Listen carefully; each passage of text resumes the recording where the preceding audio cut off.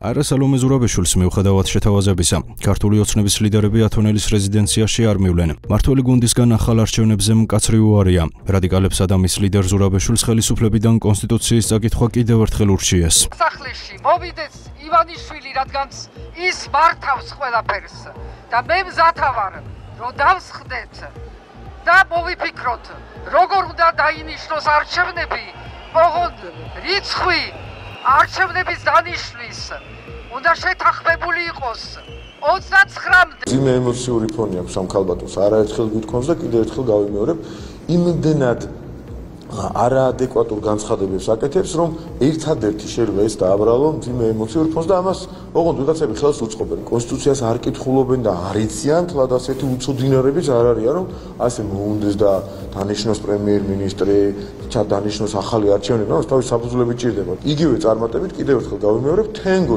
ან ნიკა გვარამია თავად დანიშნოს პრემიერ-მინისტრად ხელშეწყობილ თვითონ აწევს. დანარჩენი პარლამენტმა ნდობა უნდა გამოუცხადოს თუ არა, რა მნიშვნელობა აქვს. საფუძველი ექნება თუ არა, ამ შემთხვევაში პარლამენტის ნდობაა საფუძველი, ხო? პრემიერ-მინისტრის დანიშნვაზე ხელი მოაწეროს და ასე თუ შეუძლია არჩევნების ჩანიშნოს მაშინ და ჩაატაროს გვარამია და თენგო იქნებიან ერთმანეთის კონკურენტები და შიდა არჩევნები არასერიოზულია. ვერანაირი ლეგიტიმაცია მის მოთხოვნას ვერ ექნება, არანაირი საფუძველი ამისთვის რა თქმა უნდა არ არსებობს, თუმცა ჩვენ ვიცით რომ სალომე ზურაბაშვილს არ აინტერესებს არანაირი კანონიერი და კონსტიტუციური საფუძვლები, როდესაც საქმე ეხება საქართველოს ინტერესების საწინააღმდეგოდ მის მოქმედებას, მას არ ჭირდება არც კონსტიტუცია, არც კანონი და ზოგადად არანაირი წესი და რიგი და ის ასე ვთქვათ სრულიად კონტროლოთ მოქმედებს. პარლამენტარობანას თუ მთავრობობანას თამაში, რა თქმა უნდა, მათ შეუძლიათ ამის გაკეთება,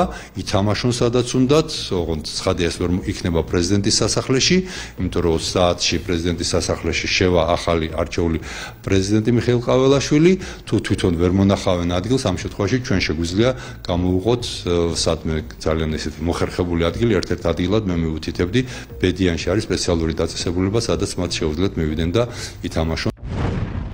ხალხი ვერ შეუკრიბეს, მიკროფონი ვერ ჩაურთეს. ლიაკა ხოშტარიას და ანა ნაცვლიშვილის დონის აქტივისტად აქციეს.